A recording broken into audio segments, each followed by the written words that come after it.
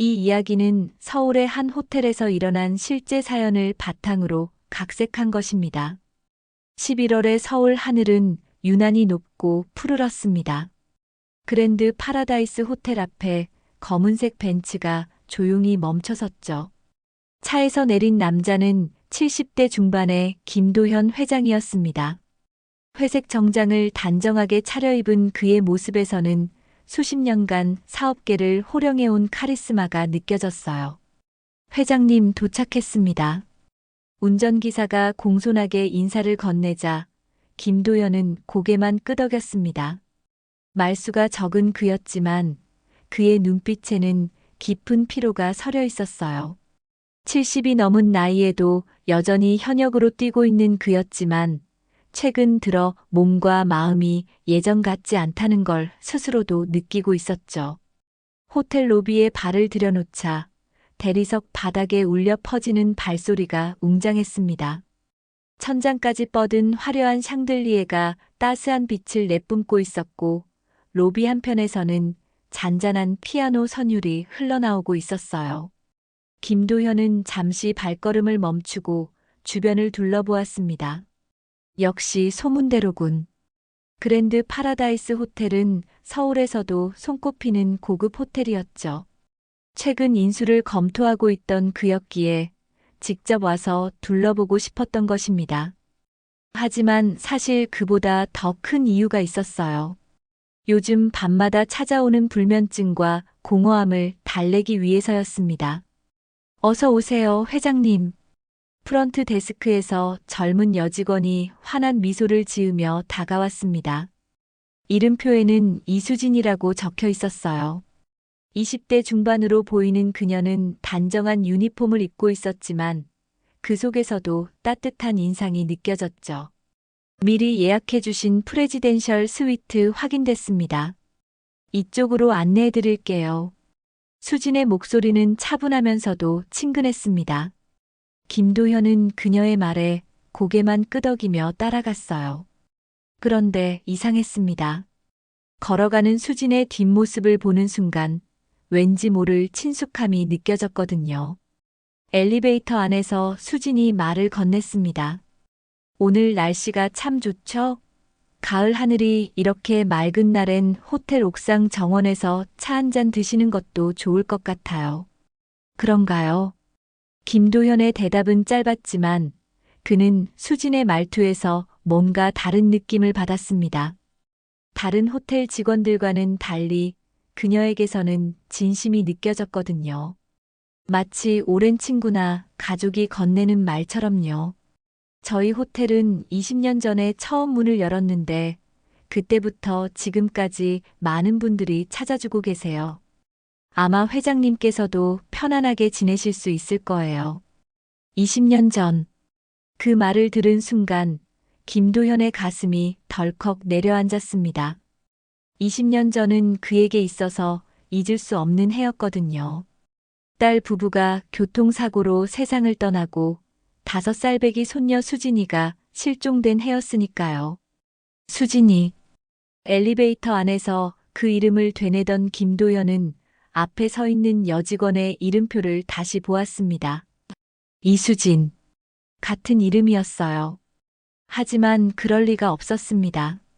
그렇게 많은 사람들이 찾아도 결국 찾지 못했던 손녀가 이런 곳에 있을 리가요.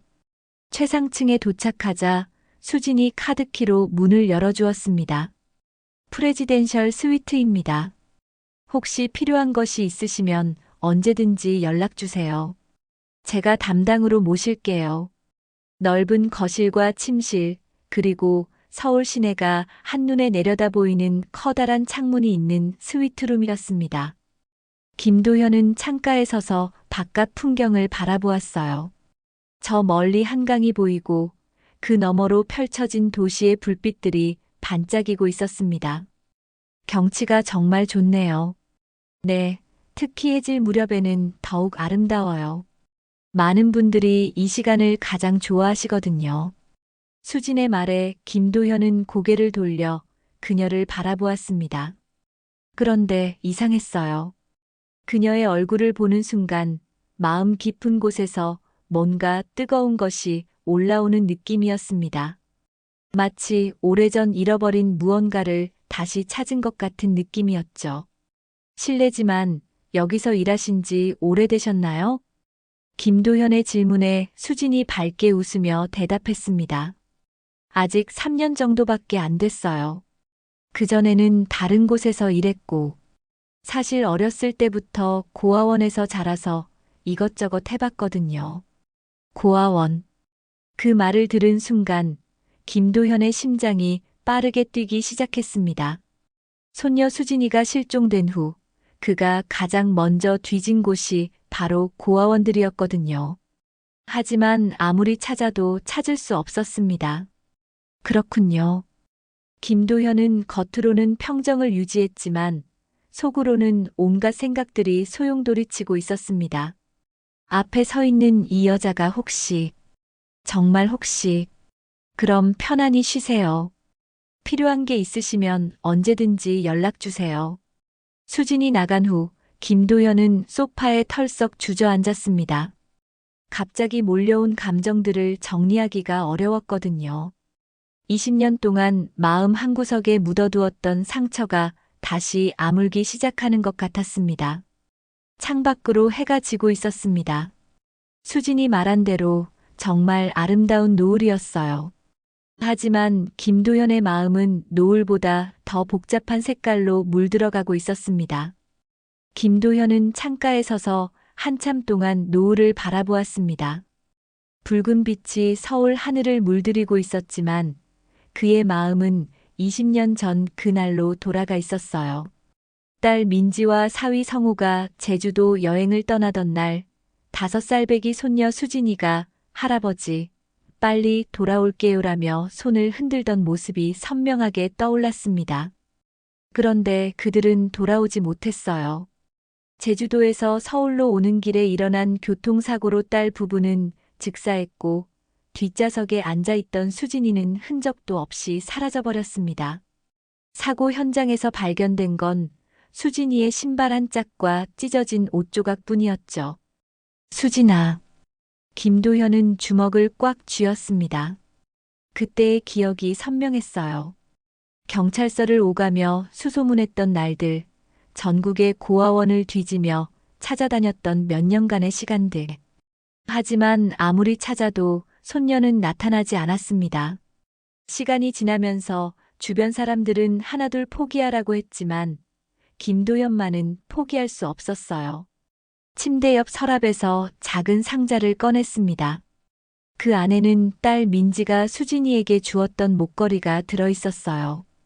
작은 하트 모양의 펜던트에 수진이라는 이름이 새겨져 있었습니다. 사고 당일 아침 민지가 수진이 목에 직접 걸어주었던 그 목걸이였죠. 아빠, 수진이가 잃어버릴까봐 똑같은 걸 2개 준비했어요. 하나는 제가 가지고 있을게요.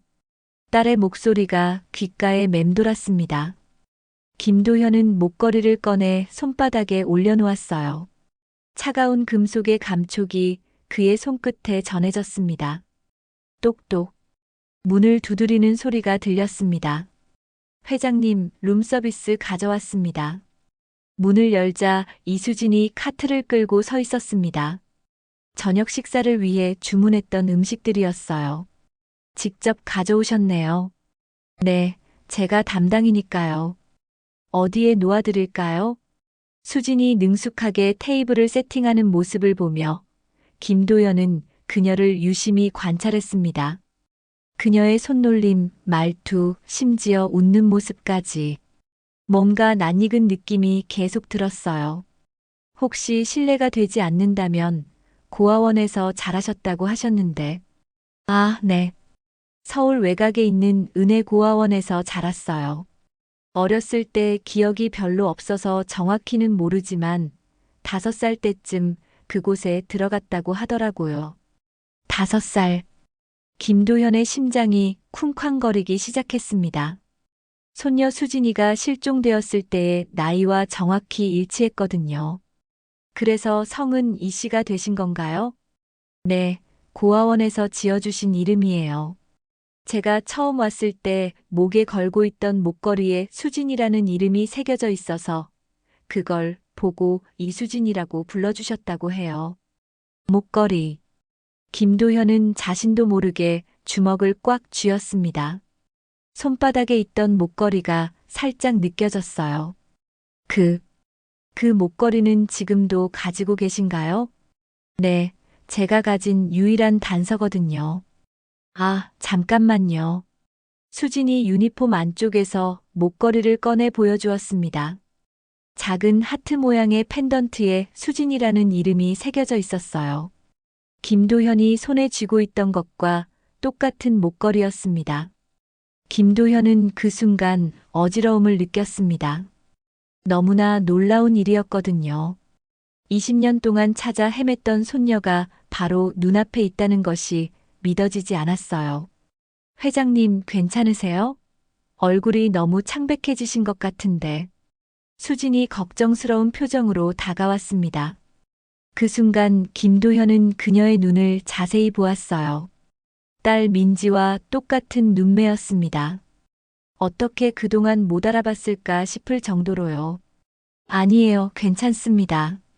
그냥 좀 피곤해서 그런 것 같아요. 김도현은 애써 평정을 유지했습니다.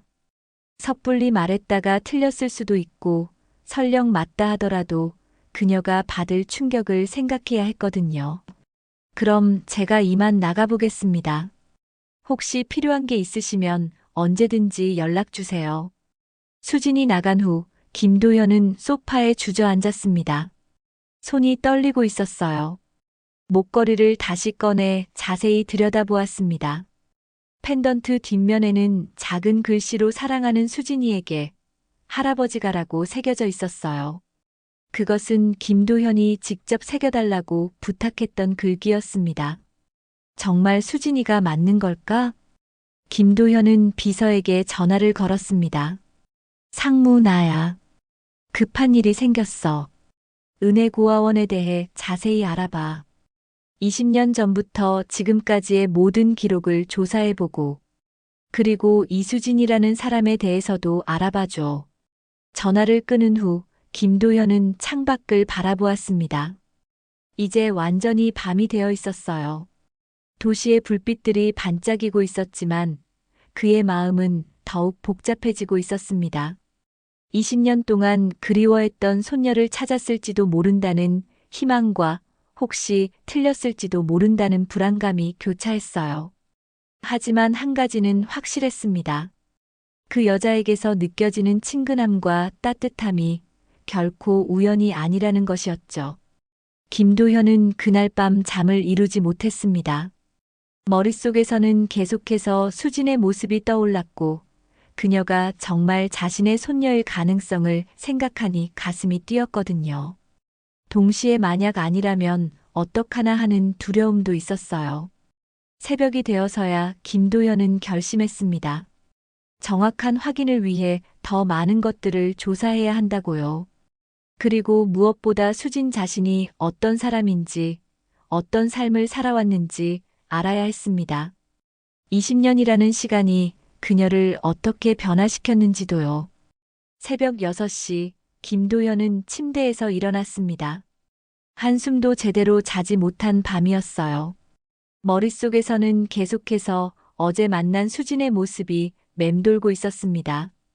그 목걸이, 그 눈매, 그리고 무엇보다 그녀에게서 느껴졌던 묘한 친근감까지. 샤워를 하고 정장을 갈아입은 후 김도현은 서재에서 오래된 앨범을 꺼냈습니다. 늘 출장 때마다 가지고 다니는 작은 가족 사진첩이었어요. 그 안에는 딸 민지와 손녀 수진이의 사진들이 고스란히 담겨 있었습니다. 5살 수진이가 할아버지 무릎에 앉아 환하게 웃고 있는 사진을 오랫동안 바라보았어요.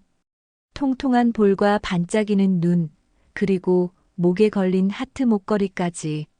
어제 만난 수진과 닮은 점들을 하나씩 찾아가며 김도연의 가슴은 점점 빨리 뛰기 시작했습니다. 수진아, 정말 내가 맞니? 그때 휴대폰이 울렸습니다. 비서 박상무의 전화였어요. 회장님, 밤새 조사해봤는데요. 은혜고아원 관련해서 몇 가지 알아낸 게 있습니다. 어떤 걸 알아냈어?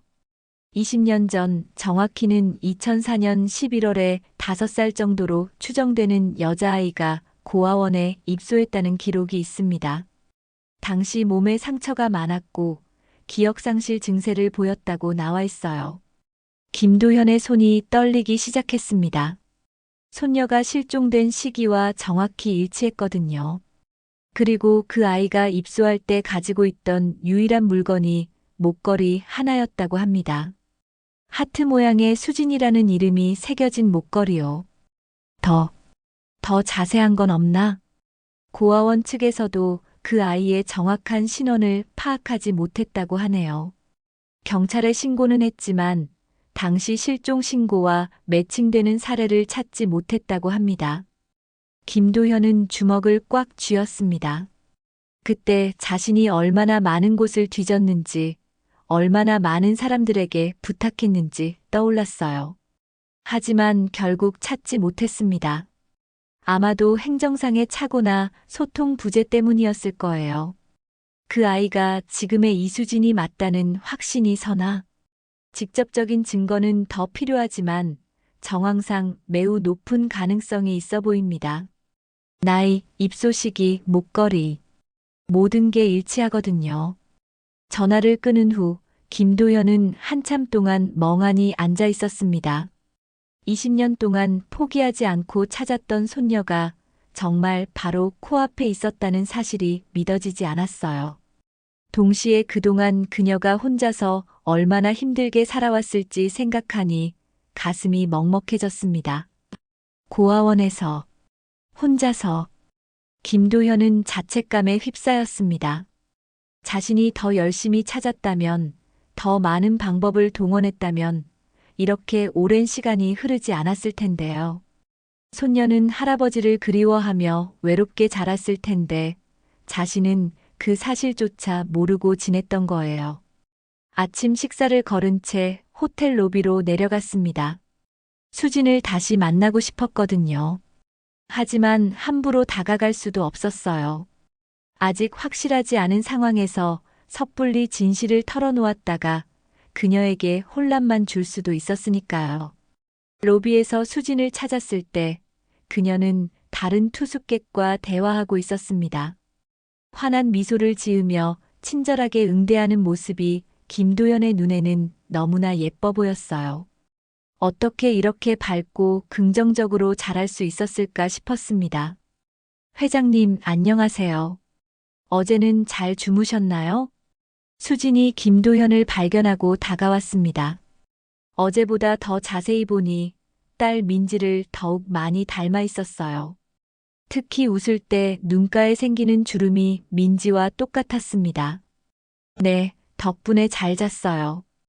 혹시 시간 되시면 잠깐 이야기할 수 있을까요?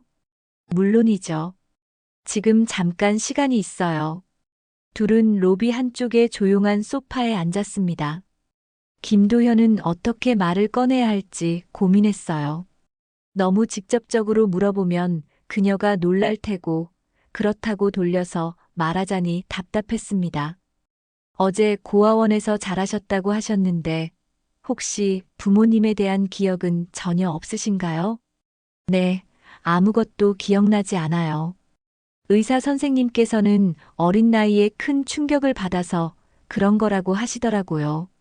가끔 꿈에서 따뜻한 목소리가 들리긴 하는데 그게 정말 기억인지 아니면 제가 바라는 마음에서 나오는 건지 모르겠어요. 김도현의 가슴이 아팠습니다. 손녀가 그동안 얼마나 외로웠을지, 가족을 그리워했을지 생각하니 눈시울이 뜨거워졌어요. 그 따뜻한 목소리는 어떤 목소리인가요? 남자분 목소리 같아요. 나를 부르는 목소리. 수진아, 수진아 하고 부르는 목소리요. 그런데 누구인지는 모르겠어요. 김도현은 목이 메었습니다. 그 목소리는 분명 자신의 목소리였을 거예요. 손녀를 부르며 함께 놀아주던 목소리, 자장가를 불러주던 목소리였을 겁니다. 혹시 가족을 찾고 싶다는 생각은 해보셨나요? 물론 해봤죠. 하지만 단서가 이 목걸이뿐이라서. 그리고 사실 조금 무서워요. 만약 가족이 있다면 왜 저를 찾지 않았을까 하는 생각도 들거든요. 어쩌면 저를 원하지 않아서일 수도 있잖아요. 김도현은 더 이상 참을 수 없었습니다. 당장이라도 그녀를 끌어안고 할아버지가 여기 있다. 계속 찾고 있었다고 말하고 싶었어요. 하지만 이성이 그를 말렸습니다. 아직 확실한 증거가 필요했거든요. 그런 생각은 마세요. 분명 가족들이 당신을 찾고 있을 거예요. 다만 찾지 못하고 있을 뿐이죠. 정말 그럴까요? 수진의 눈에 희망의 빛이 스쳤습니다. 김도현은 그 눈빛을 보며 가슴이 뜨거워졌어요. 확신해요. 당신 같은 사람을 포기할 가족은 없을 겁니다. 그때 수진의 휴대폰이 울렸습니다. 업무 관련 전화였어요. 죄송해요. 잠시 받아야 할 것 같아요. 수진이 자리를 뜬 사이 김도현은 다시 한번 결심했습니다. 정확한 확인을 위해 DNA 검사를 해보기로요. 물론 수진 몰래 진행해야 했습니다. 결과가 나오기 전까지는 그녀에게 혼란을 주고 싶지 않았거든요. 하지만 김도현의 마음 깊은 곳에서는 이미 확신하고 있었습니다. 저 따뜻한 미소, 저 맑은 눈빛, 그리고 자신을 부르는 꿈속의 목소리까지 모든 것이 자신의 손녀 수진이를 가리키고 있었으니까요. 그날 오후 김도현은 호텔 레스토랑에서 늦은 점심을 먹고 있었습니다. 사실 음식 맛을 느낄 여유가 없었어요. 머릿속에서는 온통 수진 생각뿐이었거든요. DNA 검사를 위해 비서 박상무에게 지시를 내렸지만 결과가 나오기까지는 며칠이 걸릴 예정이었습니다. 회장님, 식사는 어떠세요? 익숙한 목소리에 고개를 들어보니 수진이 서 있었습니다. 오늘은 그녀가 레스토랑 담당이었나 봐요. 괜찮습니다. 앉으시죠. 김도현이 마주편 의자를 가리키자 수진이 잠시 주저했습니다. 손님과 함께 앉는 건 규정상. 괜찮아요. 잠깐이니까요. 수진이 조심스럽게 앉자 김도현은 그녀를 더욱 자세히 관찰할 수 있었어요. 점심시간이라 그런지 다른 투숙객들도 많았지만 김도현의 눈에는 오직 수진만 보였습니다. 어제 말씀하신 꿈 이야기가 계속 생각나네요. 아, 그 이야기요? 사실 어렸을 때부터 계속 꾸는 꿈이 있어요. 어떤 꿈인가요? 수진이 잠시 망설이더니 조용히 말했습니다. 넓은 거실에서 누군가와 함께 있는 꿈이에요. 따뜻한 목소리로 책을 읽어주시는 분이 계시고 저는 그분 무릎에 앉아서 듣고 있어요. 그런데 얼굴은 보이지 않아요. 목소리만 들릴 뿐이죠. 김도현의 손이 살짝 떨렸습니다. 손녀 수진이와 함께 보냈던 시간들이 생생하게 떠올랐거든요. 저녁마다 거실 소파에 앉아서 동화책을 읽어주던 시간들, 수진이가 자신의 무릎에 앉아 눈을 반짝이며 이야기를 듣던 모습들 말이에요.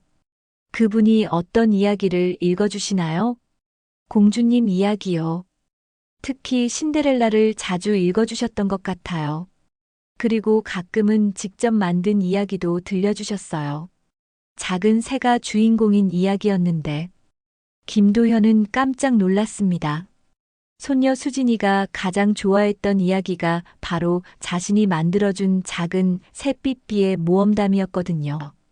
매일 밤 새로운 에피소드를 만들어서 들려주곤 했었어요. 작은 새 이야기라니 흥미롭네요. 혹시 그 새의 이름을 기억하시나요? 삐삐. 삐삐였던 것 같아요. 김도현은 숨이 막힐 듯 했습니다. 이제 더 이상 의심할 여지가 없었어요. 앞에 앉아있는 이 여자가 바로 자신이 20년 동안 찾아 헤맸던 손녀 수진이가 틀림없었습니다. 혹시 그 꿈에서 느끼는 감정은 어떤가요? 따뜻해요. 정말 따뜻하고 안전한 느낌이에요. 마치 세상에서 가장 안전한 곳에 있는 것 같은 느낌이랄까요. 그래서 가끔은 그 꿈에서 깨고 싶지 않을 때도 있어요. 수진의 목소리에 살짝 애틋함이 묻어났습니다. 김도현은 그 순간 가슴이 터질 것 같았어요. 손녀가 그동안 얼마나 외로웠을지, 얼마나 가족을 그리워했을지 생각하니 눈시울이 뜨거워졌습니다. 회장님 괜찮으세요? 갑자기 얼굴이. 아, 괜찮아요. 그냥 감동적인 이야기라서요. 김도현은 애써 감정을 추스르려 했지만 쉽지 않았어요. 당장이라도 수진을 끌어안고 할아버지야, 수진아라고 외치고 싶었거든요. 사실 저도 가족이 있었으면 좋겠어요. 특히 할아버지 같은 분이요. 꿈에서 들리는 목소리가 할아버지 목소리 같거든요. 수진의 말에 김도현은 더 이상 참기 어려웠습니다. 하지만 이성이 그를 붙잡았어요. 아직 확실한 증거가 나오지 않은 상황에서 섣불리 말했다가 그녀에게 상처를 줄 수도 있었으니까요. 분명 어딘가에 당신을 찾고 있는 가족이 있을 거예요. 그런가요? 가끔은 정말 그럴까 의심스러워요. 20년이나 지났는데 아직도 찾지 못했다는 건 절대 그런 생각하지 마세요. 김도현의 목소리에 간절함이 담겨 있었습니다. 세상에는 우리가 모르는 일들이 너무 많아요. 어쩌면 당신의 가족도 지금 이 순간 당신을 찾고 있을지 모르죠. 아니, 분명 그럴 거예요. 수진이 김도현을 바라보는 눈빛이 달라졌습니다. 마치 그의 말에서 무언가 특별한 것을 느낀 것 같았어요. 회장님은 왜 그렇게 확신하세요? 그냥 느낌이에요. 당신 같은 사람을 포기할 가족은 없을 거라는 확신이요. 그때 수진의 목걸이가 유니폼 밖으로 살짝 드러났습니다. 작은 하트 펜던트가 조명에 반사되어 반짝였어요. 김도현은 그 순간 자신의 주머니에 있는 똑같은 목걸이를 만졌습니다. 그 목걸이 정말 소중해 보이네요. 네, 제가 가진 유일한 단서거든요. 이걸 보면 마음이 따뜻해져요. 마치 누군가 저를 사랑한다는 걸 느낄 수 있어서요. 김도현은 주머니에서 자신의 목걸이를 꺼내고 싶은 충동을 억눌렀습니다. 지금은 때가 아니었어요. 하지만 한 가지는 확실했습니다. 수진이 바로 자신의 손녀라는 것이요. 수진 씨. 네. 혹시 시간 되실 때 저와 함께 차라도 한잔 하실 수 있을까요? 이런 말씀 드리기 조심스럽지만 당신과 이야기하고 있으면 마음이 편안해져서요. 수진이 잠시 망설이더니 고개를 끄덕였습니다. 좋아요. 사실 저도 회장님과 이야기하고 있으면 왠지 모를 친근감이 느껴져요. 마치 오래전부터 알고 지낸 사이 같은 느낌이요. 김도현의 가슴이 뛰었습니다. 혈육의 정이란 게 정말 존재하는 건지도 모르겠어요. 20년이라는 긴 시간이 흘렀지만 할아버지와 손녀 사이의 끈은 여전히 이어져 있었던 거죠. 그럼 오늘 저녁 시간 되시면 호텔 카페에서 뵐까요? 네, 좋아요. 수진이 일어서며 밝게 웃었습니다. 그 웃음을 보는 순간 김도현은 20년 전 5살 수진이의 웃음을 떠올렸어요. 똑같은 웃음이었습니다. 시간이 흘러 어른이 되었지만 그 순수하고 밝은 웃음만은 변하지 않았더군요. 수진이 가고 난 후 김도현은 한참 동안 그 자리에 앉아 있었습니다. 가슴이 뜨겁고 설렜어요. 동시에 그동안 잃어버렸던 시간들에 대한 아쉬움도 밀려왔습니다. 하지만 이제 중요한 건 앞으로의 시간이었어요. 손녀를 다시 찾았으니 이제는 잃어버린 시간을 보상해주고 싶었습니다. 오후 6시 김도현은 호텔 카페에서 수진을 기다리고 있었습니다. 평소 같으면 이런 자리에서 긴장할 일이 없었지만 오늘은 달랐어요. 손바닥에 땀이 나고 가슴이 두근거렸습니다. 20년 만에 손녀와 제대로 된 대화를 나누게 될 테니까요. 비서 박상무에게서 온 문자를 확인했습니다. DNA 검사를 위한 모든 준비가 완료되었다는 내용이었어요. 내일이면 수진의 머리카락이나 개인용품을 통해 샘플을 채취할 수 있을 거라고 했습니다. 하지만 김도현의 마음속에서는 이미 확신이 서고 있었어요. 회장님, 오래 기다리셨나요? 수진이 나타났습니다. 근무복에서 갈아입은 연한 분홍색 블라우스와 검은색 치마 차림이었어요. 단정하면서도 우아한 모습이 딸 민지의 젊은 시절과 너무나 닮아 있었습니다. 아니에요. 저도 방금 왔어요. 앉으세요. 둘은 창가 자리에 앉았습니다. 밖으로는 서울의 야경이 펼쳐져 있었어요. 수진이 메뉴판을 보며 말했습니다. 저는 아메리카노로 할게요.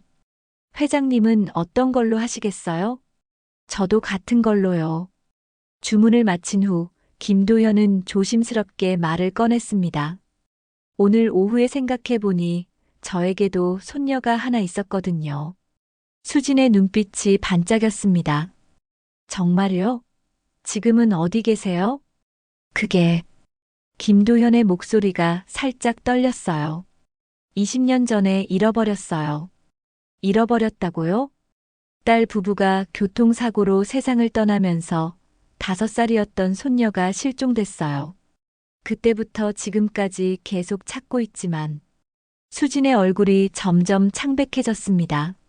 자신의 나이 고아원에 들어간 시기와 너무나 일치했거든요. 혹시 그 손녀분 이름이 뭐였나요? 수진이었어요.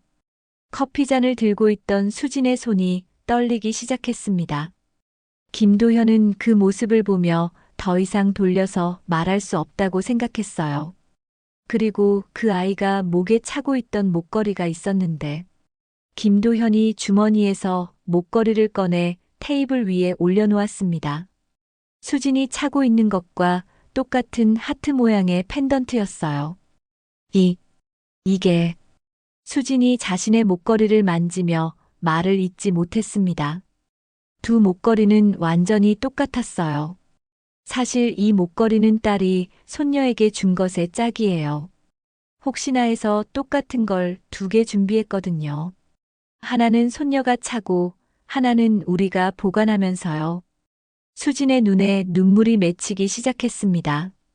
그럼 혹시 당신이 제 손녀 수진이가 아닐까 생각하고 있어요. 김도현의 말에 수진은 완전히 말을 잃었습니다.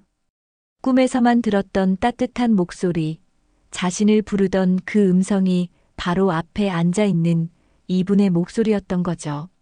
하지만 확실하지 않으니까 성급하게 결론 내리고 싶지는 않아요. 다만, 김도현이 수진의 손을 살짝 잡았습니다. 당신을 처음 봤을 때부터 느꼈던 이 친근함, 이 따뜻함이 단순한 우연은 아닌 것 같아요. 수진이 고개를 들어 김도현을 바라봤습니다. 눈물이 뺨을 타고 흘러내리고 있었어요. 저도 느꼈어요. 처음 배웠을 때부터 왠지 낯설지 않았거든요.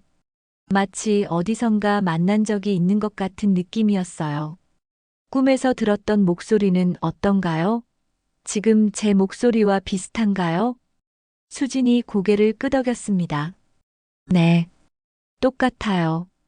꿈에서 저를 부르던 바로 그 목소리예요. 김도현의 눈에도 눈물이 맺혔습니다.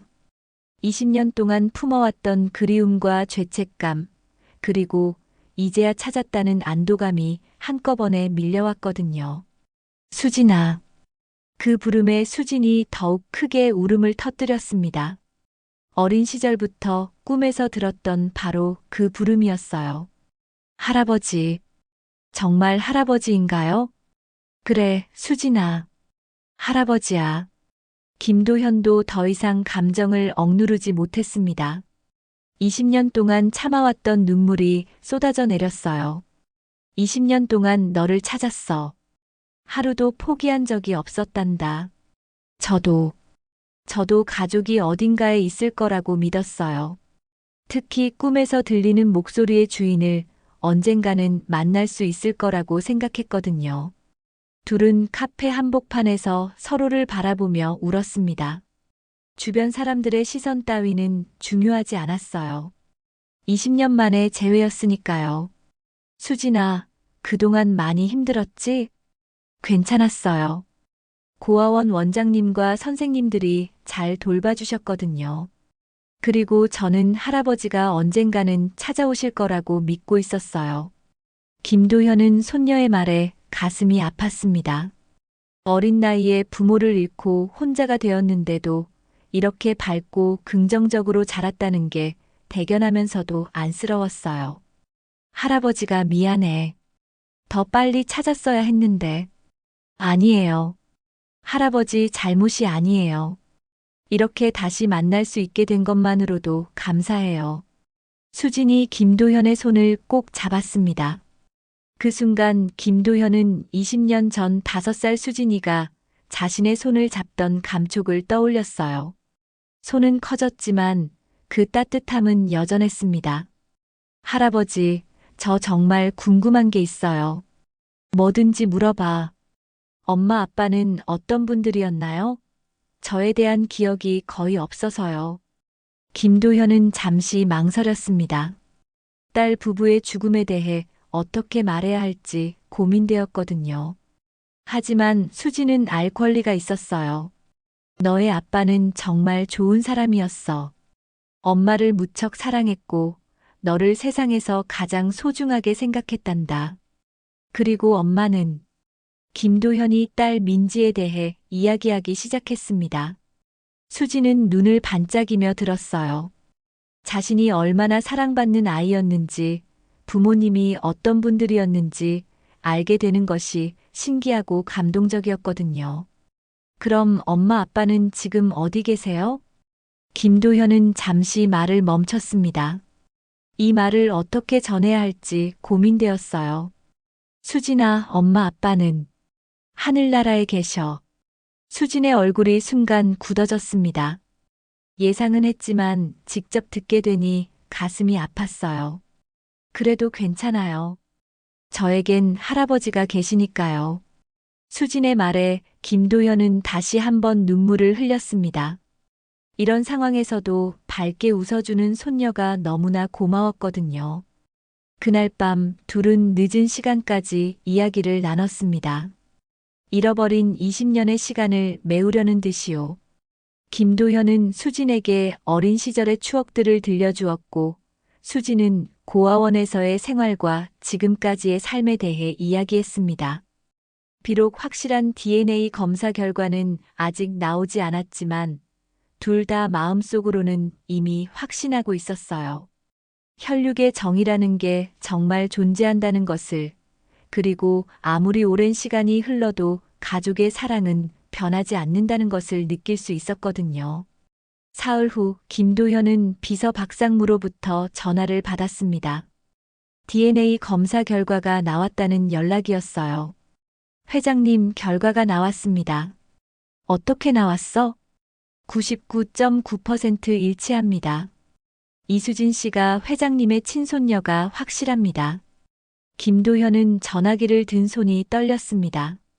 마음으로는 이미 확신하고 있었지만 과학적으로 입증되니 더욱 실감이 났어요.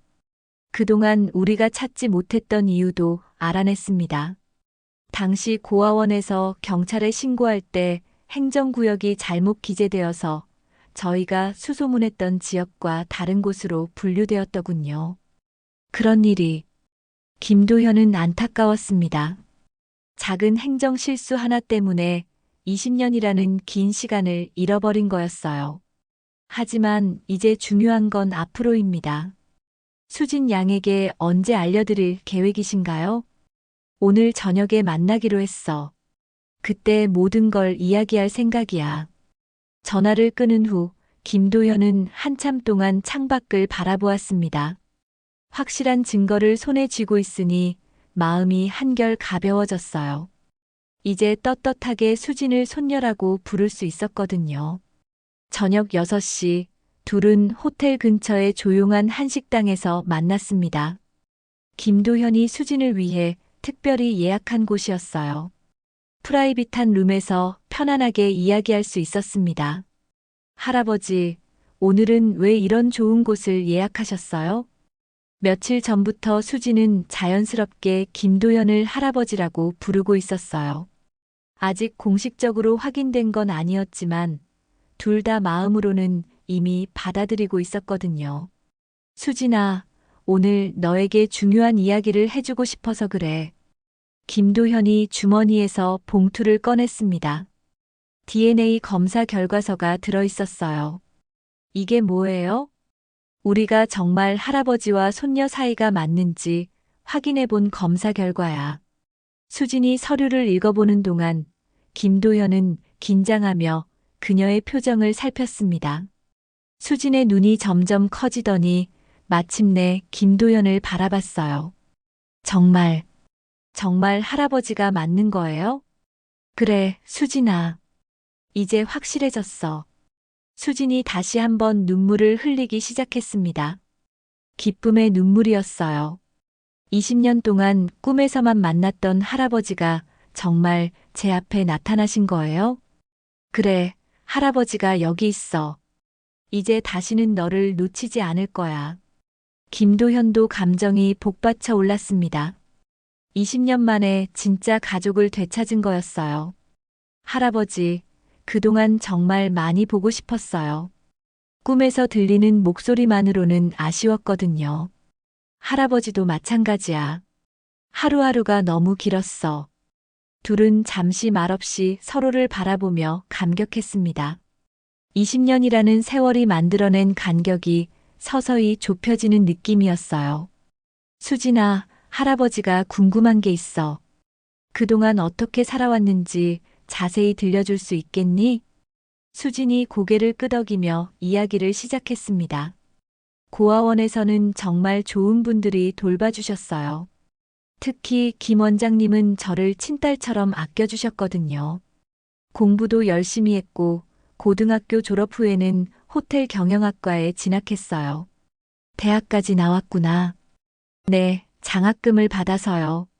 그리고 졸업 후 바로 이 호텔에 취직했어요. 처음에는 인턴으로 시작했는데 열심히 일해서 지금은 정직원이 되었어요. 김도현은 손녀가 이렇게 훌륭하게 자란 것이 자랑스러웠습니다.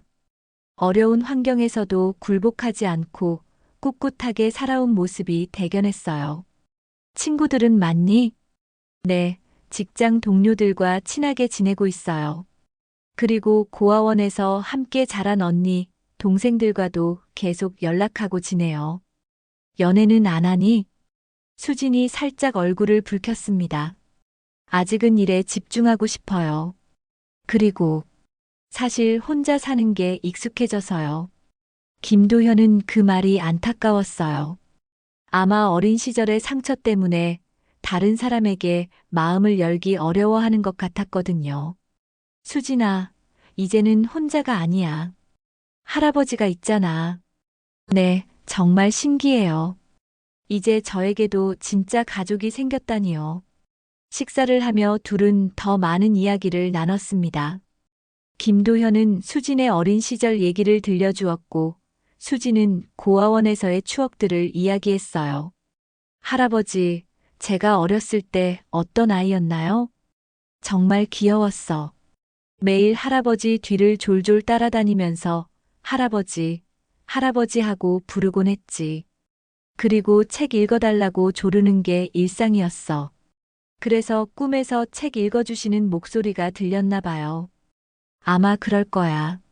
매일 밤 잠들기 전에 동화책을 읽어줬거든. 수진이 갑자기 무릎을 쳤습니다. 아, 그래서 제가 책을 그렇게 좋아하는 거였나 봐요. 고아원에서도 도서관에서 제일 많은 시간을 보냈거든요. 그래, 할아버지 닮았나 보네.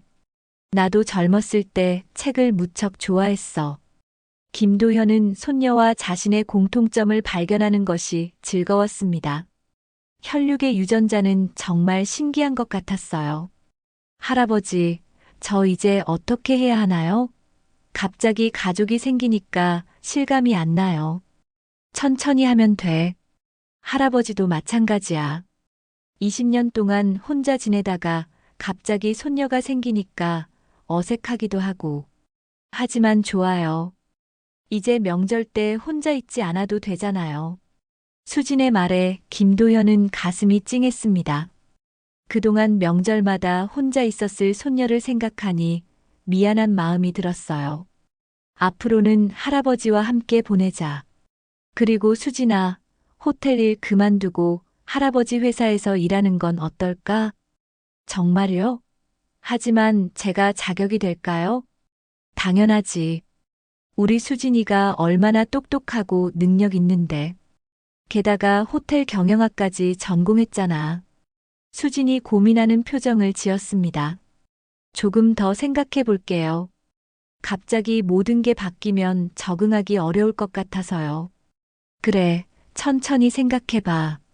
할아버지는 언제든지 기다릴 수 있어. 김도현은 손녀를 재촉하고 싶지 않았어요. 20년 동안 기다렸는데 조금 더 기다리는 것쯤은 아무것도 아니었거든요. 할아버지, 그런데 저 궁금한 게 있어요. 뭐든지 물어봐. 할아버지는 저를 못 찾아서 많이 힘드셨을 것 같은데 어떻게 견디셨어요? 김도현은 잠시 침묵했습니다. 그 시간들을 떠올리니 가슴이 아팠어요. 사실 정말 힘들었어. 특히 처음 몇 년은. 하지만 수진이가 어딘가에서 건강하게 살고 있을 거라는 믿음으로 버텼지. 저도 그랬어요.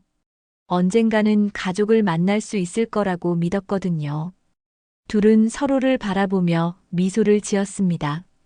힘든 시간들을 견딜 수 있었던 건 서로에 대한 믿음 때문이었던 거죠. 일주일 후 김도현은 수진을 데리고 가족 묘지를 찾았습니다. 딸 민지와 사위 성우가 잠들어 있는 곳이었어요.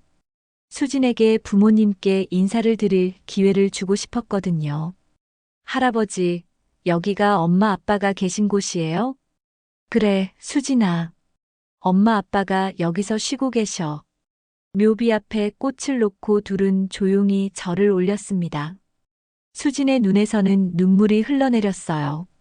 기억나지 않는 부모님이었지만 이렇게 만나게 되니 가슴이 뭉클했습니다.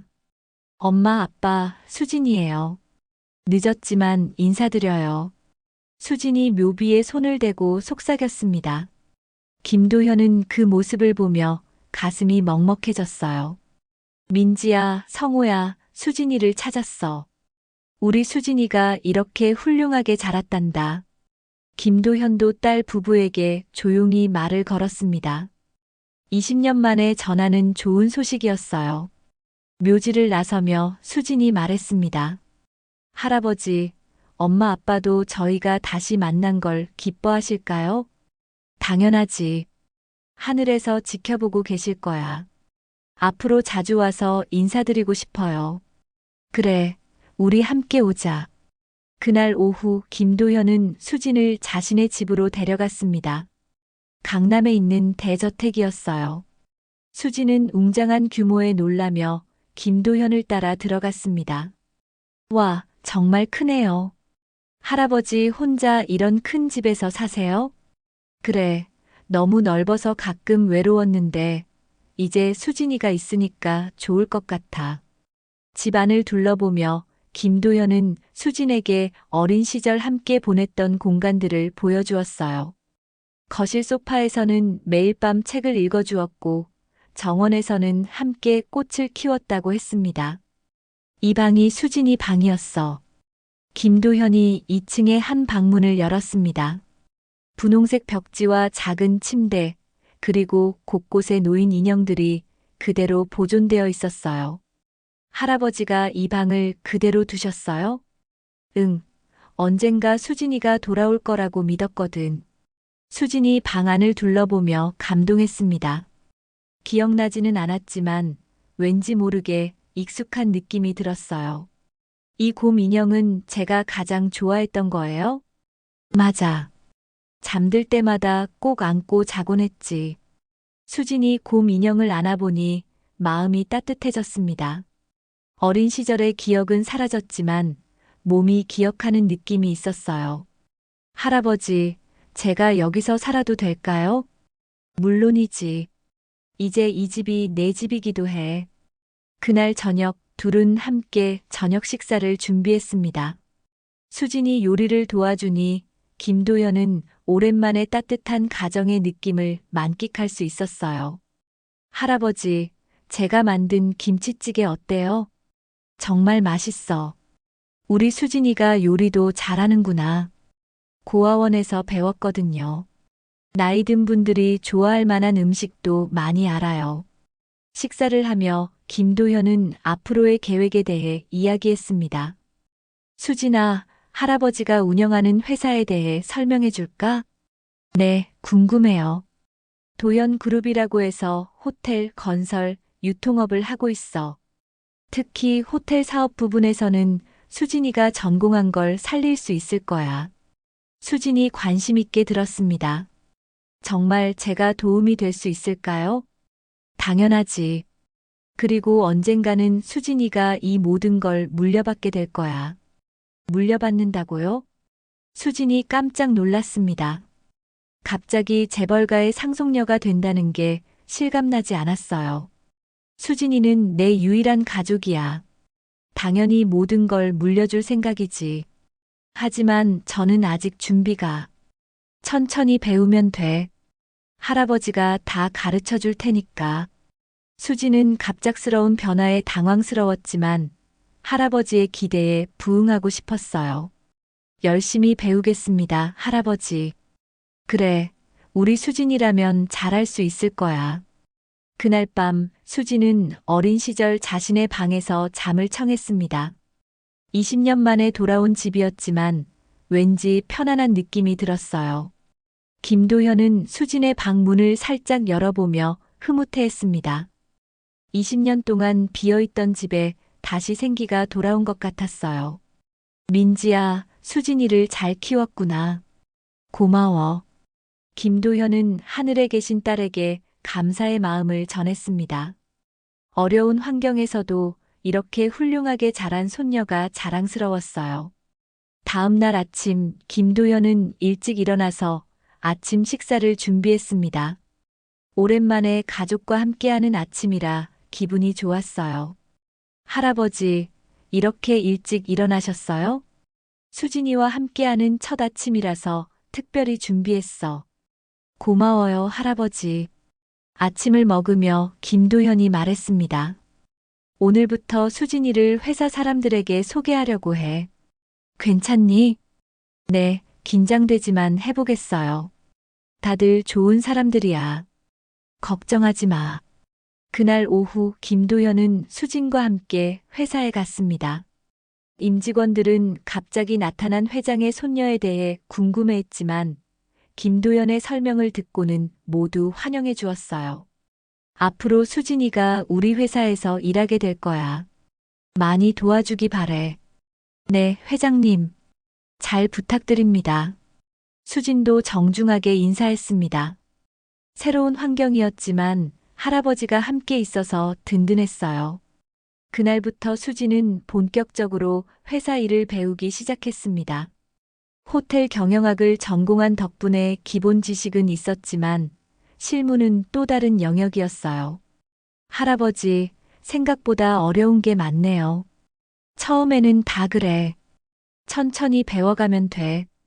김도현은 손녀가 적응할 수 있도록 최대한 도와주었습니다. 20년 동안 못해준 것들을 보상해주고 싶었거든요. 한 달이 지나자 수지는 회사 생활에 제법 적응했습니다. 동료들과도 친해졌고 업무 능력도 빠르게 향상되었어요. 할아버지, 저 이제 정말 가족이 된 기분이에요.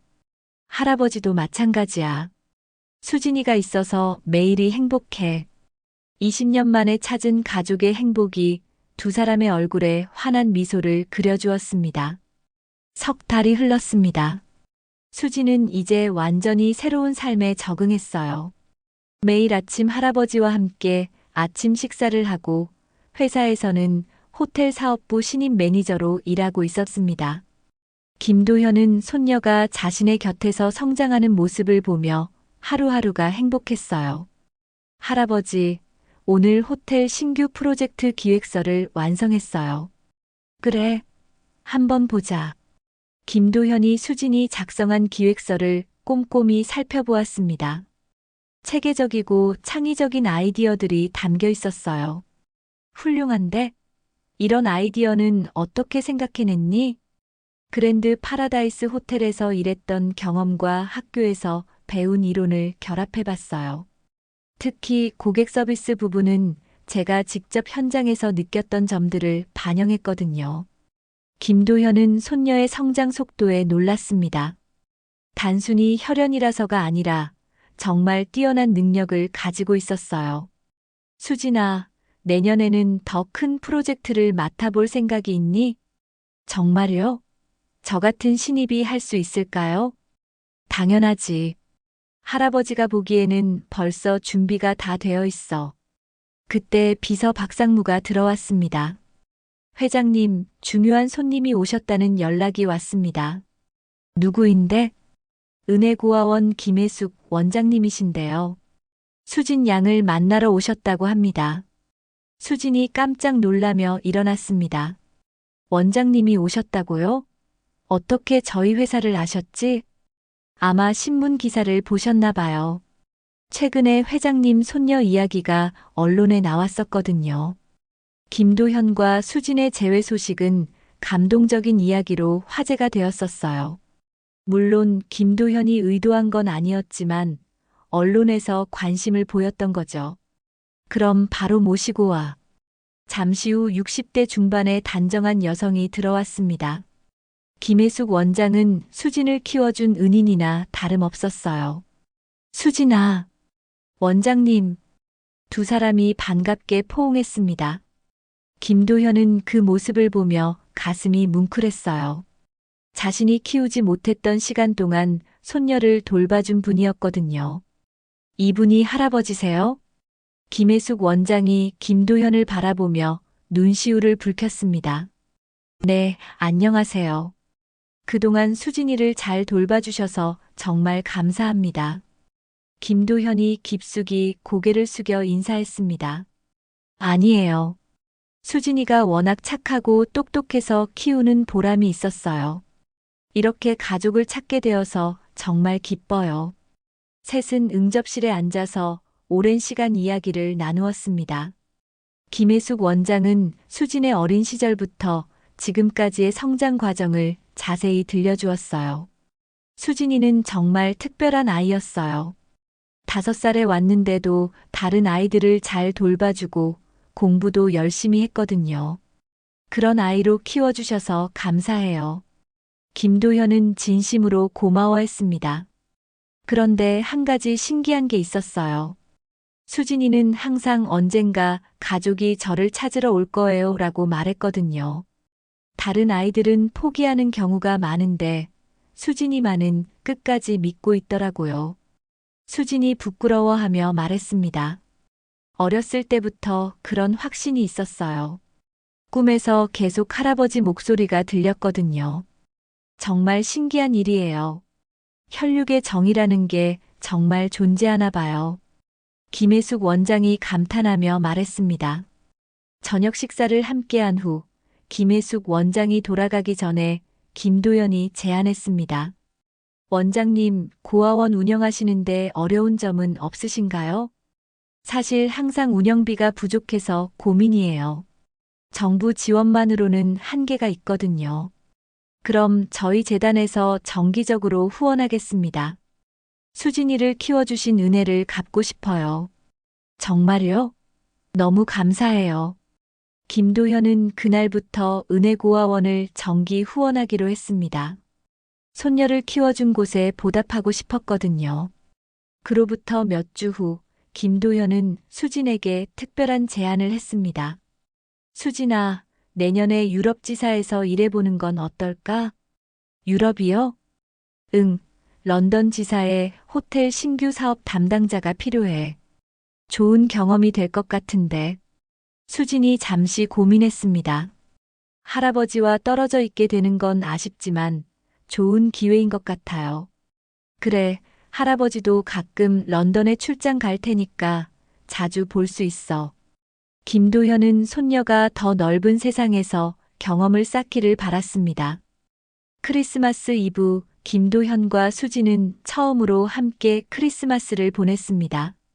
거실에는 큰 트리가 세워져 있었고 벽난로에는 따뜻한 불이 타오르고 있었어요. 할아버지, 이번이 제 인생에서 가장 따뜻한 크리스마스예요. 할아버지도 마찬가지야. 수진이가 있어서 모든 게 특별해. 두 사람은 벽난로 앞에 앉아서 지난 일들을 돌아보았습니다. 할아버지, 혹시 후회하지 않으세요? 갑자기 손녀가 나타나서 생활이 바뀌었잖아요. 무슨 소리야? 수진이는 할아버지에게 일어난 가장 좋은 일이야. 김도현이 수진의 손을 잡으며 말했습니다. 20년 동안 빈 마음이 채워졌어. 이제는 매일 아침 일어나는 게 기대돼. 저도요. 이제는 혼자가 아니라는 게 정말 행복해요. 그때 김도현이 작은 상자를 꺼냈습니다. 수진아, 크리스마스 선물이야. 상자를 열어보니 아름다운 다이아몬드 반지가 들어있었어요. 너무 비싼 거 아니에요? 우리 수진이에게는 아무것도 아깝지 않아. 그리고 이건 단순한 선물이 아니야. 그럼 뭐예요? 할아버지의 사랑과 앞으로도 계속 함께하자는 약속이야. 수진이 감동해서 눈물을 흘렸습니다. 할아버지, 저도 약속할게요. 평생 할아버지 곁에 있겠어요. 둘은 따뜻하게 포옹했습니다. 20년 만에 찾은 가족의 사랑이 얼마나 소중한지 다시 한번 느낄 수 있었어요. 새해가 되자 김도현은 정식으로 수진을 후계자로 발표했습니다. 아직 경험은 부족했지만 충분한 잠재력을 가지고 있었거든요. 수진아, 앞으로 할아버지가 평생 쌓아온 모든 것을 물려줄 거야. 부담스럽지? 조금 무겁긴 하지만 할아버지가 믿어주시니까 열심히 하겠어요. 그래, 천천히 배워가면 돼. 할아버지가 옆에서 도와줄 테니까. 김도현과 수진의 이야기는 많은 사람들에게 감동을 주었습니다. 20년 만에 찾은 가족의 사랑, 그리고 서로를 향한 변하지 않는 믿음이 얼마나 아름다운지 보여주는 이야기였어요. 봄이 왔을 때 둘은 함께 딸 민지와 사위 성호의 묘소를 찾았습니다. 엄마, 아빠, 수진이가 이제 정말 훌륭한 여자로 자랐어요. 할아버지와 함께 행복하게 지내고 있으니까 걱정하지 마세요. 수진이 부모님께 근황을 전하며 말했습니다. 민지야, 성호야, 수진이를 잘 돌봐달라고 부탁했던 걸 기억하니? 이제 할아버지가 책임지고 돌볼게. 김도현도 딸 부부에게 약속했습니다. 묘소를 나서며 수진이 말했습니다. 할아버지, 저희 이야기가 다른 사람들에게도 희망이 되었으면 좋겠어요. 그래, 가족을 잃고 절망하는 사람들에게 포기하지 말라고 말해주고 싶어. 두 사람은 손을 잡고 걸어갔습니다. 20년의 아픔을 딛고 다시 만난 할아버지와 손녀. 그들의 앞에는 희망찬 미래가 펼쳐져 있었어요. 김도현은 생각했습니다. 인생에서 가장 소중한 것은 돈이나 명예가 아니라 가족의 사랑이라는 것을. 그리고 아무리 오랜 시간이 걸려도 진정한 사랑은 반드시 다시 만나게 된다는 것을 말이에요. 수진도 깨달았습니다. 자신이 그동안 외롭다고 생각했지만 사실은 할아버지의 사랑이 항상 자신을 지켜주고 있었다는 것을. 그리고 그 사랑이 자신을 지금의 모습으로 만들어 주었다는 것을요. 햇살이 따뜻하게 내리쬐는 봄날, 할아버지와 손녀는 새로운 시작을 약속하며 걸어갔습니다. 잃어버린 시간은 돌아오지 않지만 앞으로 만들어갈 시간들이 그 모든 아픔을 치유해 줄 거라 믿으면서요.